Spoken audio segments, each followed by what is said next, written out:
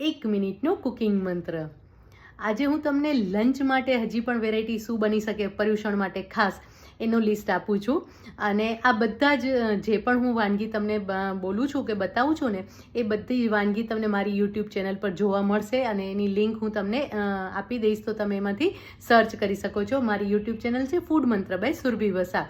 તો એના માટે જો લંચ માટે આપણે દાલ બાટી ચૂરમા બનાવી શકીએ છીએ, લાપસી અને ઢોકળિયું બનાવી શકીએ છીએ. લાપસી અને ઢોકળિયું બંનેની રીત તમને જોવા મળી જશે. એની સાથે શાકના ઓપ્શનમાં પાપડ બુંદીનું શાક, બેસન ગટ્ટાનું શાક બનાવી શકો છો. આ બંને શાક બહુ જ સરસ લાગે છે. અને દૂધપાક પૂરી, મહાવીર જન્મ હોય તો આપણે કંઈક મીઠું બનાવતા હોઈએ છીએ, તો દૂધપાક પૂરી અને એની સાથે છૂટી દાળ, એ કોમ્બિનેશન પણ બહુ જ સરસ લાગતું હોય છે. તો બહુ જ બધા ઓપ્શન્સ છે. તમે એવું ના વિચારો કે હવે આ 8 દિવસ મારે કંઈ જ ખાવાનું નથી અને કંઈ જ નહીં મળે. તમારાથી ઉપવાસ થતું હોય, એકાસણું થતું હોય, તો સૌથી